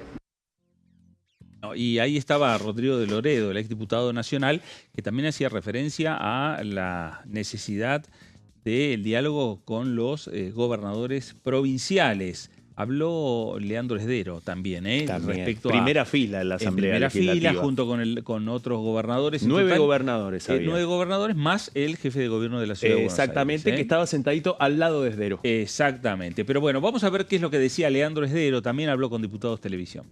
Con muchas expectativas, como cada 1 de marzo, de la misma manera que por ahí tenemos los gobernadores la responsabilidad de transmitir, no solamente rendir cuenta de lo que hicimos, sino de lo que queremos para nuestras provincias, en este caso para el país, y con muchas expectativas en un cambio rotundo de una mirada a un país diferente, a un país que quiere crecer, a una Argentina distinta, que repitió durante años la misma receta y no salió adelante. Es decir, estamos esperando, bueno, esperemos los anuncios del presidente. Nosotros venimos trabajando junto al Gobierno Nacional de manera colaborativa, pero fundamentalmente gestionando. Tal es así que hace unos días se anunciaron las concesiones de la ruta 11, 16, que son importantes, pero para nosotros también generar un cambio de matriz en una provincia donde estaba sumida al fracaso, al atraso, a la pobreza, donde condenaron a la gente diciéndole que la única salida era una beca debajo de un árbol y esperar así el futuro con oportunidades. Nosotros estamos transformando para no solamente bajar impuestos, fuimos una de las únicas provincias argentinas, las primeras en bajar impuestos, y de esa manera comenzar a traer inversiones, ver de qué manera generamos nuevos incentivos, como lo anuncié esta mañana, a través de una reforma constitucional de garantizar que todas las inversiones que vayan tengan garantizado por 30 años constitucionalmente que no se le generen nuevos impuestos, es decir, que no le cambiamos la regla de juego. Y en este sentido tenemos que cambiar la matriz. Chaco puede salir adelante. Cuando decían que el norte no podía trabajar, el norte, mi provincia, el impenetrable más profundo, creamos un programa de ganado menor. Hoy estamos a punto de exportar chivos y ovejas a países árabes. Esa gente que antes cambiaba un chivo por una bolsa de mercadería, hoy tiene un frigorífico que le compra. Siempre faltan, por supuesto. Nosotros estamos trabajando en este sentido de manera mancomunada, y yo también en este sentido quiero agradecer que con las gestiones que hemos hecho en nuestra provincia se prometieron por mucho tiempo, se esperó el acueducto que nunca se terminó. Ahora el gobierno nacional va a volcar esos 80.000 millones de pesos que está realizando para terminar el acueducto, y ojalá que para el 2027 40 localidades de nuestra provincia que tienen problemas de agua, el agua pueda llegar. Bueno, ahí estaba Leandro Esdero, el gobernador de la provincia del Chaco, también en las expectativas, todo centrado en lo que fue el mensaje del presidente Javier Milei. Y claro, porque a partir de el discurso del presidente, de las palabras del presidente, empieza a diagramarse lo que es este año parlamentario. Habló, Claudio, de muchas reformas. Sí, señor. Algunos pueden decir, tiró títulos. Los títulos son proyectos, no sabemos. Bueno, en términos de la política parlamentaria son datos que no podemos dejar pasar. Son datos que no pueden pasar inadvertidos, especialmente porque en algunos casos estas definiciones discursivas del presidente Javier Milei anticipan algunos de los temas que el gobierno está preparando para avanzar con determinados debates en las dos cámaras del Congreso de la Nación. Algunos están relacionados con las definiciones que ya venían del Consejo de Mayo, y otras fueron menciones que buscan tomar el guante de algunos temas y en otros casos instalar otros. Así que hemos preparado estas placas para repasar un poco cuáles han sido las definiciones del presidente Javier Milei, especialmente sobre temas específicos que forman parte de puntos que cristalizó el presidente en su discurso. Especialmente uno de los que merece más relevancia y tiene que ver con el capítulo de educación. En materia educativa no perdamos de vista que, en primer lugar, el Consejo de Mayo incluyó una serie de cambios específicos para la educación inicial y secundaria. Bueno, este es el primer punto que nosotros hemos identificado en el discurso del presidente, especialmente los cambios en la educación inicial, primaria y secundaria. Bueno, algunos se animan a especular sobre la posibilidad de que esto habilite el homeschooling, el desarrollo de la educación en el domicilio, la educación domiciliaria por fuera del funcionamiento de la institución escolar. Bueno, este es uno de los interrogantes. ¿Por qué lo decimos? Porque el presidente, cuando habló, mencionó estos puntos, pero no profundizó. Sí, en el caso específico de la reforma educativa de nivel inicial, primario y secundario, sí estamos hablando de una de las definiciones que están escritas en las conclusiones del Consejo de Mayo. Ese es uno de los capítulos. Esta norma estaría reemplazando la Ley de Educación Nacional. Así es. Hablan de una modernización de la Ley de Educación Nacional. Estamos hablando de una reforma muy ambiciosa de una de las leyes pilares del sistema educativo nacional. Así que en ese contexto, quizás por eso el presidente no entró en mayores detalles, porque planteado el tema, llegará el momento de conocer la letra chica cuando finalmente el Poder Ejecutivo Nacional remita este proyecto. Este es uno de los puntos. Aquí tenemos este primer punto dentro de las placas que hemos preparado, pero continuamos. También hay otras definiciones en materia de seguridad. En materia de seguridad, primero, hay dos temas. Primero, las cuestiones en materia de seguridad, después lo de justicia y después cuestiones jurídicas. En materia de seguridad, primero, un cambio en el Código Penal. El presidente habló de la ampliación del tiempo de prisión efectiva y también del endurecimiento de penas. No puntualizó sobre qué delitos. El otro punto, también, lo repasó brevemente y tiene que ver con un paquete de leyes de coordinación entre las Fuerzas de Seguridad Federales y la Secretaría de Inteligencia del Estado. Así que en este contexto también se viene otro debate muy importante y sin perder de vista que además el último decreto firmado por el presidente, el 941, para reestructurar el aparato de inteligencia estatal, bueno, es parte de uno de los reclamos de la oposición para que finalmente la Comisión Permanente de Trámite Legislativo se expida. Bueno, estamos ya prácticamente con los tiempos encima, pero también falta definir cuál va a ser su constitución. Así que en ese contexto sí, no perdemos de vista que aún así el presidente mencionó que el Poder Ejecutivo Nacional enviará una iniciativa que buscará legalizar la coordinación entre las Fuerzas de Seguridad Federales y el organismo cabecera del aparato de espionaje estatal, me refiero a la CIDE. Seguimos con la siguiente placa. Hablábamos también de otro de los capítulos, el capítulo vinculado a la defensa nacional. Bueno, ahí también el presidente solamente mencionó la posibilidad de enviar un proyecto vinculado a la modernización de las Fuerzas Armadas.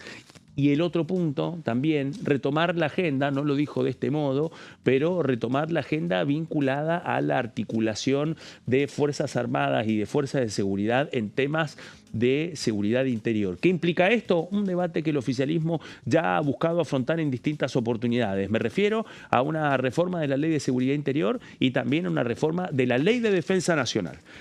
Vamos al siguiente punto. El siguiente punto hablaba de las cuestiones vinculadas a la justicia. En la justicia hay tres definiciones importantes que surgen del discurso del presidente Javier Milei. En primer lugar, la federalización del juicio por jurados, es decir, llevar adelante su implementación. Bueno, esto en el caso específico de la justicia federal. Lo demás depende indudablemente de la decisión de las legislaturas provinciales. El otro punto que está en pleno desarrollo y que forma parte de una tensión del Poder Judicial con el Poder Ejecutivo. Bueno, la federalización del sistema acusatorio. Otro de los debates entre el Poder Ejecutivo Nacional y la justicia, especialmente respecto a los fondos que requiere el nuevo sistema acusatorio para su implementación en distintos puntos del país. Bueno, ese punto también forma parte de las discusiones presupuestarias entre la Suprema Corte de Justicia de la Nación, las autoridades judiciales, el Ministerio de Justicia y la Casa Rosada. Y el otro punto también, que lo dijo muy al pasar, pero que nos remite a la etapa posterior a la despapelización de la justicia y que el presidente habló de una iniciativa para garantizar la agilización de los trámites judiciales. Bueno, esto abre distintas aristas, no solamente la tecnológica o lo que esté vinculado a terminar con el formato papel, sino también la posibilidad de debatir en el Congreso Nacional determinados protocolos para algunas causas que duermen en tribunales. Este es otro de los puntos que pudimos escuchar cuando había terminado el discurso del presidente en esta Asamblea Legislativa para inaugurar el periodo 144. El presidente lo dijo muy al pasar, habló de agilización, pero puertas adentro del oficialismo se animan a precisar de que esa pequeña mención implica todo un debate de carácter jurídico y político que va a pasar por este Congreso de la Nación. Vamos a la siguiente placa, que no son temas vinculados directamente a la justicia, pero sí modificaciones jurídicas que también mencionó el presidente Javier Milei. Me refiero a la primera, a la reforma del Código Civil y Comercial. La otra, a la reforma del Código Procesal Civil y Comercial. Y también un dato que pasó prácticamente inadvertido y que ha formado parte de largas discusiones aquí en el Congreso de la Nación, en las dos cámaras. ¿Qué hacer con la legislación vinculada a la defensa de la competencia? Bueno, Milei habló de un nuevo Código de Defensa del Consumidor y de la Competencia, en un momento en donde además la Comisión Nacional de Defensa de la Competencia ha sido, bueno, materia de gran controversia, especialmente respecto a los cargos vacantes y a la falta de empoderamiento que tiene esta comisión, que en el caso de ser constituida y empoderada por parte del Poder Ejecutivo Nacional, bueno, podría cumplir funciones determinantes en asimetrías del sistema de competencia comercial argentino. Así que quizás parte de estos temas forman parte también de este proyecto que implica realmente contar con un código nuevo. Hay que ver concretamente cuánto tiempo le va a llevar al Poder Ejecutivo Nacional poder llegar a esta definición. Otro de los puntos que el presidente mencionó con mucho cuidado también tiene que ver con la reforma electoral, ¿sí? Se puntualizó en 2 temas. Y son varios los temas que están circulando.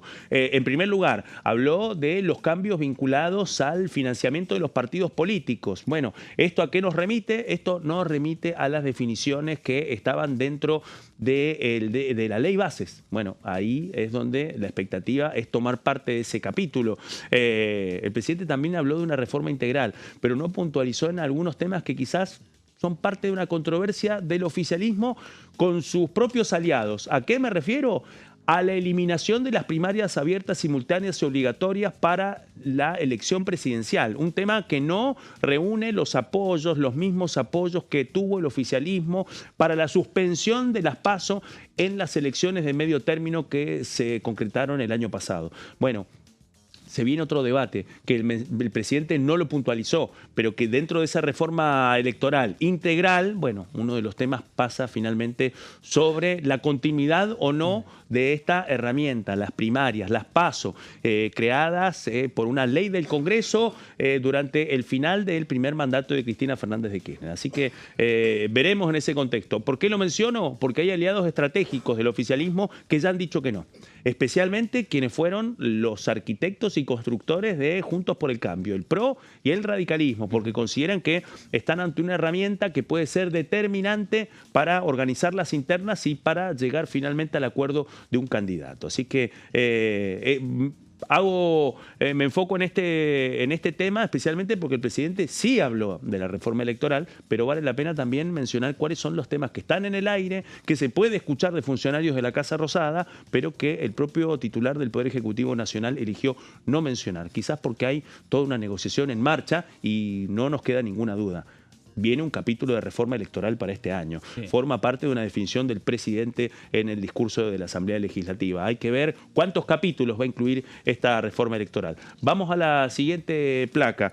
Y esto tiene que ver con otro de los puntos. Bueno, el punto fiscal sobrevoló el año pasado todo el tiempo la idea de una reforma tributaria. Bueno, el presidente en su discurso habló de un nuevo esquema impositivo y también dijo de que avanzarán en la reducción de impuestos. No dijo cuáles ni cómo, pero esto, insisto, retoma uno de los puntos que formaron parte del debate y que se escucharon también, Fernando, en el debate de la reforma laboral, especialmente cuando fue quitado el capítulo de los cambios en el impuesto a las ganancias, porque muchos consideraban que dentro del proyecto original enviado por el Poder Ejecutivo Nacional para reducir el impuesto a las ganancias y con un cambio drástico en la distribución de la coparticipación, bueno, había virtualmente una reforma impositiva encubierta. Al parecer el gobierno ha tomado parte de este debate. No perdamos de vista que la discusión sobre el impuesto a las ganancias es un tema que no ha quedado cerrado, solamente excluido del debate de la reforma laboral, pero posiblemente también forme parte de este esquema. Seguimos con otro punto que también va a tener mucha relevancia y que posiblemente protagonice los próximos meses, si es que no es este mes de marzo y el mes de abril, los temas vinculados al comercio nacional e internacional. En primer lugar, y esto no solamente lo mencionó el presidente Javier Milei, sino en boca de varios de sus ministros que se están preparando para eso, para el envío al Congreso de la ratificación del acuerdo de comercio entre la Argentina y los Estados Unidos, firmado por el presidente, firmado por el canciller Pablo Quirno y también por el representante de comercio de los Estados Unidos. Bueno, en ese contexto resta saber, bueno, en qué momento el gobierno definirá y enviará esta pieza. Venimos de un periodo de extraordinarias en donde un capítulo ya se cerró, al menos en el Congreso de la Nación, y tiene que ver con la ratificación del acuerdo Unión Europea-Mercosur. Bueno, con ese envión el Ejecutivo planea hacer un proceso similar, pero con el acuerdo comercial firmado entre los Estados Unidos y la Argentina. Hay una serie de temas ahí muy importantes, especialmente en materia de patentes médicas, entre otros puntos. El presidente también mencionó lo que estaba vinculado a la regulación de las semillas. Bueno, en ese contexto hubo un protagonista que incluso lo aplaudió. Recién lo estábamos reflejando, al gobernador de Chaco, Leandro Esdero, uno de los gobernadores radicales de mayor cercanía con el gobierno nacional.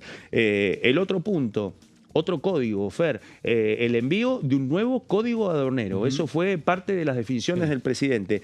Y también la posibilidad del envío también de la ratificación de otros acuerdos internacionales de comercio. Así es que atentos a este punto, porque el presidente no profundizó sobre cuáles y acuerdos con qué bloques regionales, pero esto anticipa que el esquema implicará, al menos en la arquitectura de acuerdos internacionales que está llevando adelante la administración libertaria, no se quedará solamente en el acuerdo Mercosur-Unión Europea ni en el acuerdo Argentina-Estados Unidos, sino que vienen otras definiciones y especialmente para este año. Otro de los puntos que también mencionó el presidente y tiene que ver con los recursos naturales, especialmente, y esto lo vemos en la siguiente placa, me refiero a un tema que el presidente también lo mencionó sin puntualizar mucho, pero envalentonados con la reforma de la ley de glaciares, Fernando, el presidente, sin hacer una alusión específica, no perdió de vista, en primer lugar, que habrán más cambios en la legislación, que habrá un paquete especialmente para regular la extracción de minerales críticos. Daniela Romero, en su informe de Casa Rosada, nos contaba de que eso está en el radar de la Casa Rosada y que en ese contexto falta conocer realmente cuál es el inventario que tiene la Argentina de minerales críticos luego de que nuestro país participó de la cumbre de minerales críticos organizada por el Departamento de Estado en Washington hace menos de un mes. Así que eso va de la mano con esta definición. Minerales críticos y cambios en la legislación también para el agro, para hidrocarburos y para la pesca. Y a eso se suma una frase que la trajimos a colación, porque el presidente habló de recursos cuidados, pero sin prejuicios ambientalistas. Así que una esquirla quizás que no le pasó inadvertida al presidente después de lo que sucedió con el reclamo de organizaciones muy influyentes ambientalistas, como lo que hizo la organización Greenpeace en la entrada del Palacio Legislativo Nacional, especialmente en el día del tratamiento de la ley de glaciares en el Senado. Lo cierto es que en ese contexto nos lo venían contando nuestros colegas, tanto Daniela Romero como Antonio Ricovene.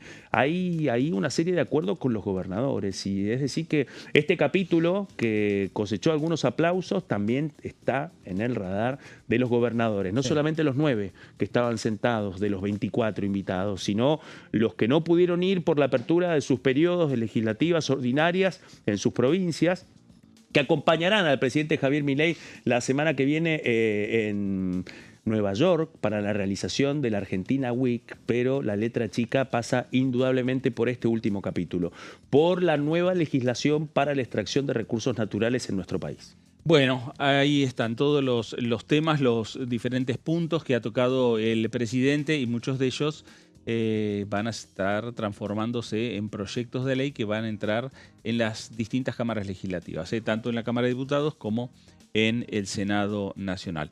Vamos a hacer una nueva pausa, la última, quédese, estamos en Pasos Perdidos, estamos en Diputados Televisión.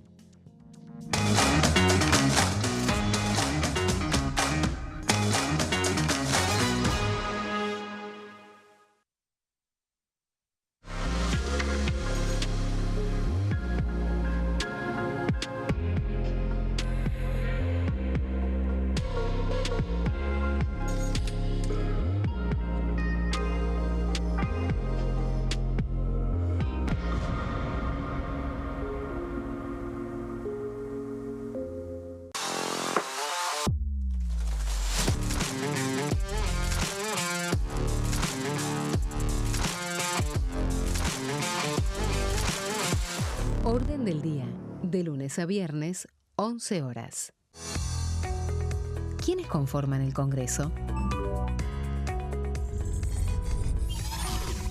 El Congreso de la Nación está conformado por la Cámara de Diputados y la Cámara de Senadores. La Cámara de Diputados representa al pueblo de la nación argentina. Esto significa que las provincias más grandes y con mayor cantidad de habitantes tienen muchos más diputados que las provincias más pequeñas. La manera de establecer las cantidades es proporcional. Por ejemplo, la provincia de Buenos Aires cuenta con 70 diputados nacionales y la provincia de Tierra del Fuego con 5. La Cámara de Senadores representa a las provincias. Cada provincia envía 3 senadores al Congreso Nacional. El total de senadores es 72, dado que las provincias argentinas son 24. Este es el número fijo, estipulado por la Constitución Nacional. Cada 2 años, el Congreso Nacional renueva la mitad de sus diputados y 1/3 de sus senadores nacionales. El mandato de los senadores es de 6 años, mientras que el de los diputados es más breve, dura solamente 4 años. La Cámara de Diputados tiene 257 miembros. En el recinto, los diputados se agrupan en bloques y en interbloques que expresan partidos políticos o afinidad ideológica. Existen también los monobloques, integrados por un solo diputado. El bloque oficialista se dispone a la derecha del presidente de la Cámara, el bloque opositor mayoritario a la izquierda, y en el centro, los bloques con menos cantidad de integrantes. Son requisitos para ser diputado: tener al menos 25 años, 4 años de ciudadanía argentina, haber nacido en la provincia por la que se postula o haber residido en ella los 2 años precedentes.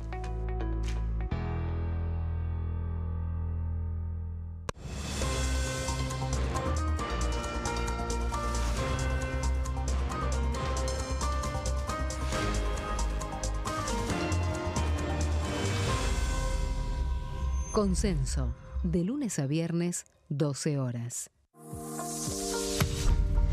¿Qué función cumple el Congreso? El Congreso ejerce su función legislativa a partir de la deliberación y sanción de leyes que busquen el bien común de todos los habitantes. Durante 2024 se sancionaron 44 normas de enorme trascendencia, como la Ley Bases y Puntos de Partida para la Libertad de los Argentinos, la Ley de Medidas Fiscales Paliativas y Relevantes y la Boleta Única de Papel. La Constitución Nacional determina las atribuciones del Congreso, las cuestiones sobre las cuales puede y debe legislar, así como sus limitaciones. También establece la relación entre los distintos poderes, que es fundamental para equilibrar el sistema republicano. Además de legislar, el Congreso tiene la función de ejercer el control del Poder Ejecutivo. Entre otras atribuciones, ese control incluye el pedido de informes, las interpelaciones, la actuación de la Auditoría General de la Nación, dependiente del Congreso, la posibilidad de solicitar juicio político y la aprobación de las cuentas de inversión. Desde la reforma constitucional de 1994, el jefe de gabinete de ministros tiene la obligación de concurrir periódicamente al Congreso para informar acerca de la marcha del gobierno. Este informe se realiza alternadamente en cada Cámara del Congreso.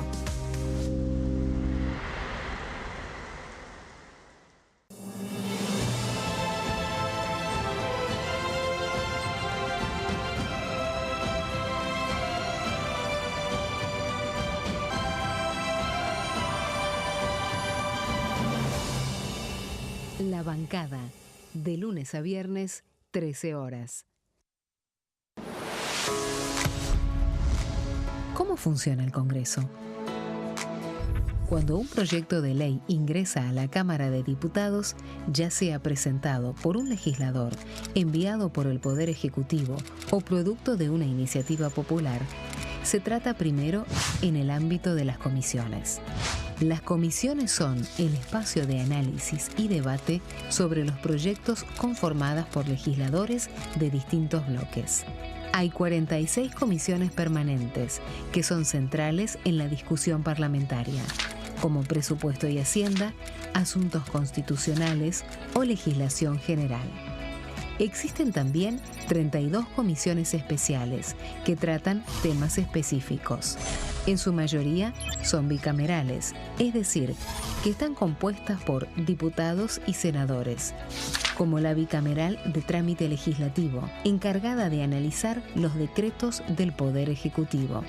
Para que un proyecto sea tratado en el recinto, debe contar con el apoyo de la mayoría de los integrantes de las comisiones a las que haya sido girado.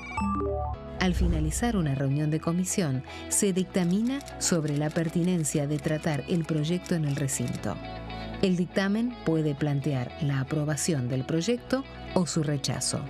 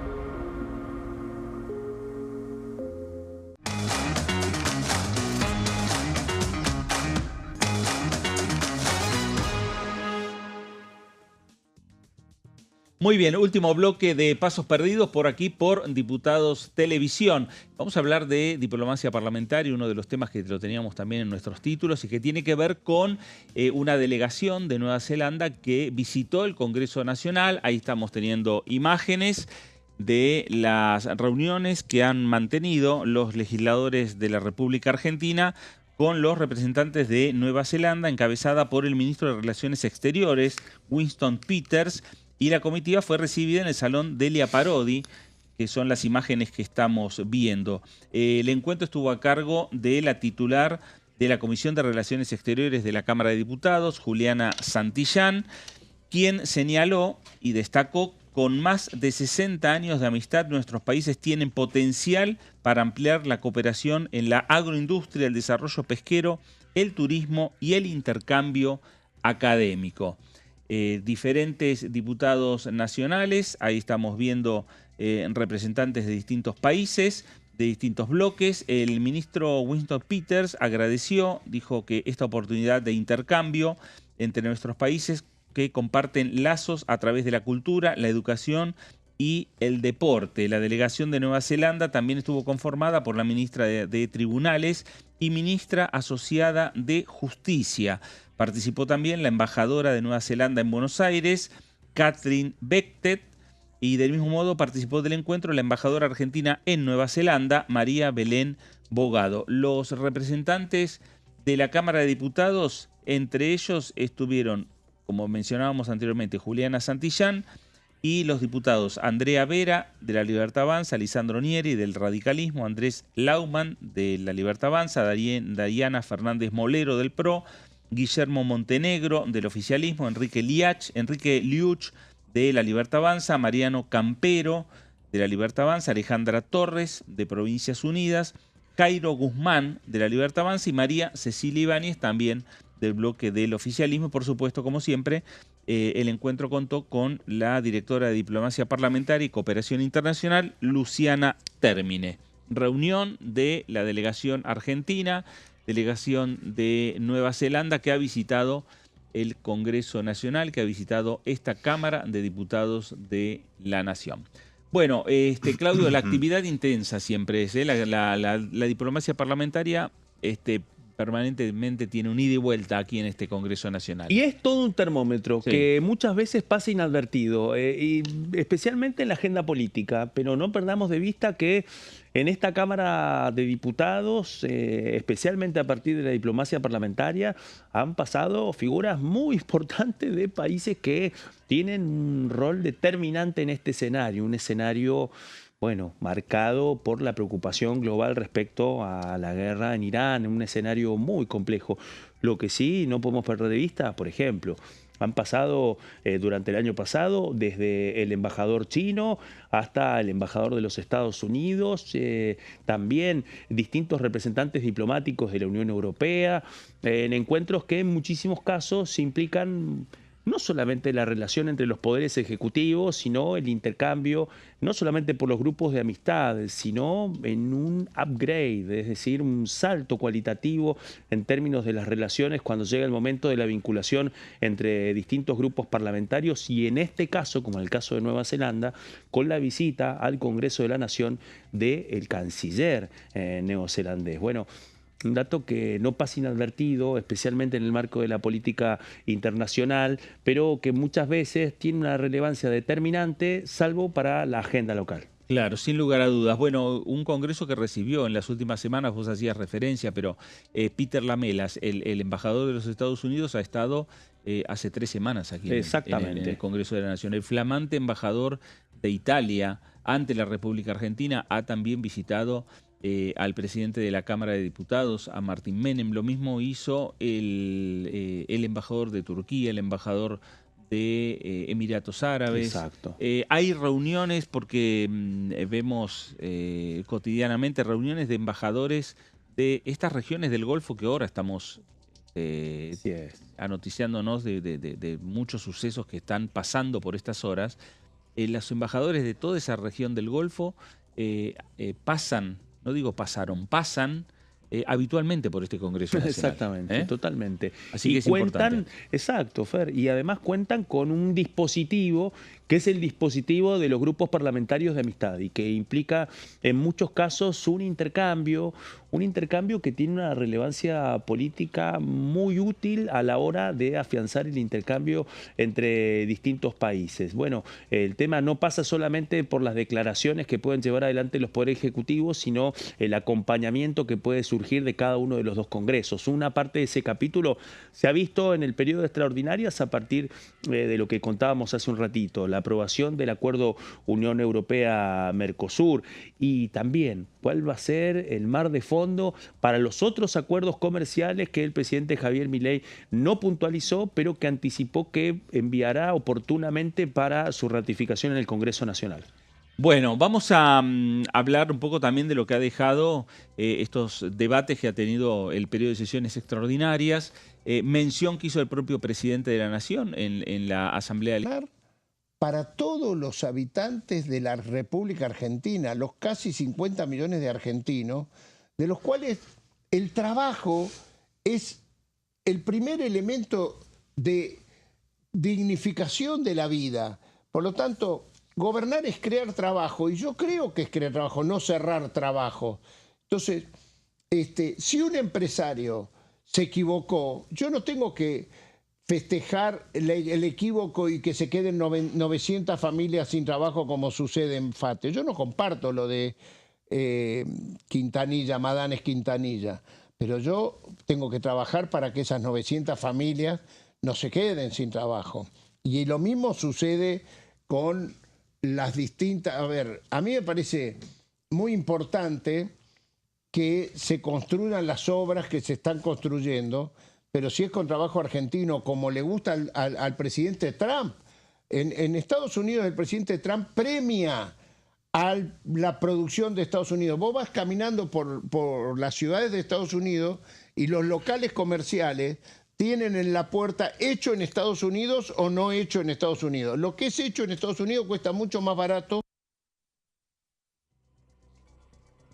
Ahí estaba Eduardo Valdés, ¿no? Distintas opiniones que van teniendo los legisladores nacionales, muchas de esas, obvio, las han vertido a lo largo de los debates que se dieron en la Cámara de Diputados y que se dieron en el Senado Nacional. Eduardo Capozzi es diputado, hoy está dentro del bloque de Provincias Unidas, hasta el año pasado estuvo integrando el bloque del PRO. También dio una opinión, el diputado nacional por la provincia de Río Negro conversó con Diputados Televisión, habló sobre la modernización laboral de esta manera. En cuanto a haber dado quórum, sería ilógico, impensado que no hubiese dado quórum cuando estuve trabajando desde el mes de julio hasta noviembre dentro de lo que era el marco del Pacto de Mayo, la Comisión de Derecho al Trabajo, nos reuníamos todos los martes precisamente en la Secretaría de Trabajo, y ahí hicimos un primer borrador que era, desde el punto de vista meramente académico, no era vinculante ni mucho menos. Después se le agregaron algunas cosas una vez que ese proyecto se giró a la Secretaría Legal y Técnica, al Ministerio de Capital Humano y al Ministerio de Economía. Bueno, ahí se agregaron algunas cosas, lo cual llevó a que, si bien yo acompañé en general la promulgación de esta ley, marqué mi diferencia en 3 puntos, ¿no? Y el más importante era el Fondo de Asistencia Laboral, el cual yo no estoy de acuerdo en su constitución. ¿Cómo viene la cosa? Bueno, hoy mismo acabamos de presentar con la diputada Alejandra Torres un proyecto de ley que era el famoso artículo 44 del proyecto, que se refería a su vez al artículo 208 de la Ley de Contrato de Trabajo, texto ordenado, en realidad mal dicha Ley de Trabajo, texto ordenado, que habla de las enfermedades y accidentes inculpables. Así que creo que lo que nos ha dado esta reforma laboral es un marco. Es como el guarrael de una autopista. Ahora nosotros la tenemos que llenar de contenido para que verdaderamente genere trabajo, para que terminemos con este flagelo del 45% de trabajadores en negro, y para que las pymes vean que sí pueden invertir y que el RIMI, este régimen de incentivos para medianas empresas, sea una realidad. Bueno, el Congreso le da herramientas a los distintos sectores. Veremos cómo se usan esas herramientas. El objetivo está claro, tratar de incorporar a la mayor cantidad de gente al mercado laboral, normalizar a aquellos que están trabajando de maneras irregulares. Así es. Ese es el objetivo, bajar el desempleo. Veremos dentro de un tiempo a ver cuál es el balance que se hace y si se cumple. Bien lo que dice el diputado, en el marco que sanciona el Congreso. Ahora después esa autopista hay que llenarla. Toda una particularidad, sí, porque dentro de la extensión del discurso del presidente Javier Milei ante la Asamblea Legislativa, la reforma laboral fue uno de los temas que menos tocó. Sí. ¿Sí? No perdamos de vista que hubo un agradecimiento especialmente a los sectores de la oposición que le dieron quórum y votos al oficialismo para construir esta nueva mayoría. Pero dentro de los intentos para construir una agenda positiva a partir de la locución del titular del Poder Ejecutivo ante las 2 cámaras del Congreso de la Nación, particularmente uno de los temas centrales del periodo de extraordinarias no tuvo ninguna definición de aquí en adelante, ni la sobreventa de expectativas, ni tampoco algunas definiciones sobre su implementación. Quizás eso gira en torno con esto que vos nos estabas diciendo, Fer, y es que un día después de la apertura de la Asamblea y del periodo de ordinarias, bueno, la Confederación General del Trabajo dio el puntapié inicial para impugnar la validez y la aplicación de la ley en un escenario judicial que va a sumar amparos y planteos de inconstitucionalidad durante los días que siguen de aquí en adelante hasta que finalmente se conozca el decreto reglamentario. Bueno, quien habló también, obviamente, fue un gran protagonista de los debates que se dieron en este Congreso Nacional, particularmente sobre la modernización laboral, fue la senadora nacional Patricia Bullrich, presidenta del bloque del oficialismo en el Senado Nacional. No se vive con un país con más empleo público que privado, porque ¿quién lo paga? Lo pagan los bolsillos de los contribuyentes, no lo paga nadie más que el bolsillo de los contribuyentes. Y esta desigualdad de estos 2 mundos, a ver si esto es justicia social, muchachos y muchachas. Esto es justicia social. Un trabajador registrado tiene un promedio de 1.150.000 pesos. Un informal, 540.000, la mitad. La mitad del país, por esta lógica, gana la mitad de sueldo. ¿Eso es justicia social? No, eso es la injusticia social más grande del mundo, porque significa generar una diferencia por una lógica, por un sistema totalmente trabado de empleo que hace que la mayoría de los trabajadores estén fuera del sistema. Es decir, que ya el sistema no existe, porque ya no se sabe cuál es el sistema, ¿es el informal o el formal? El formal es un sistema que cada vez tiene menos capacidad, porque además dentro del formal están los grises, los que cobran la mitad del salario en blanco y la otra mitad le pagan media jornada para poder vivir. O si no, pregúntele a la mayoría de los comercios. Entonces, ¿vamos a cambiar esto o vamos a seguir como estamos? Y vamos a seguir con esta misma estructura de poder. Sindicatos ricos, trabajadores pobres, poder concentrado arriba, frustración acumulada abajo. Queremos cambiar esto, queremos democratizar, queremos que el trabajador tenga más libertad y queremos que la lógica de la Argentina no sea la lógica de la conflictividad permanente, del bloqueo, del apriete, de la violencia. Así que hoy los trabajadores están más libres, a partir de esta ley van a estar más libres, van a poder hacer sus convenios colectivos, las provincias van a poder participar, las empresas van a poder participar y hoy millones de argentinos, ¿saben lo que recuperan? La libertad. Y sí, la libertad. Estamos cambiando la historia de la Argentina. Muchísimas gracias.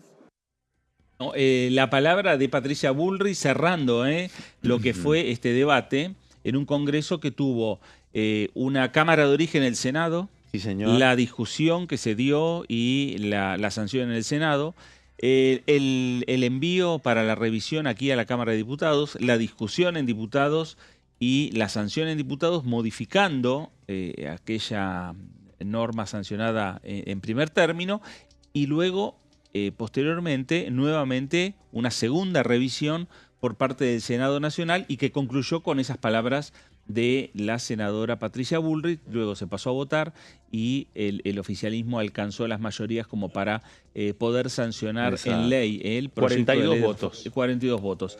La ley de reforma laboral, la ley de modernización laboral, que es verdad que no hizo un gran hincapié el presidente de la Nación, que no hizo una referencia mayor al agradecimiento, ¿no? A los diputados y a los senadores, agradecimiento que después lo extendió en Olivos. Exactamente, sí, agradecimiento que lo extendió en Olivos y que lo comenzó en la Asamblea Legislativa ponderando a quien tenía delante. Recordemos, en la Asamblea Legislativa, en el recinto de la Cámara de Diputados, bueno, se organiza todo para alojar y recibir a los 257 diputados, 72 senadores, sí. Hubo lugares de sobra, especialmente por la ausencia de los bloques opositores, una parte del peronismo, la Cámpora no estuvo, el bloque de senadores del peronismo no estuvo presente, pero frente a la tarima del presidente Javier Milei, justo delante de la mesa de los taquígrafos, había un círculo muy reducido de senadores de La Libertad Avanza. Así es. En primera fila, Patricia Bullrich, sentada escuchando el discurso del presidente y recibiendo, entre los pocos funcionarios que fueron ponderados en el discurso presidencial, recibiendo un guiño especialmente cuando la reivindicó como la autora de la frase "el que las hace las paga". Sí, exactamente. También hubo guiños para Luis Petri, sí, señor, para el hoy diputado, ex ministro de Defensa.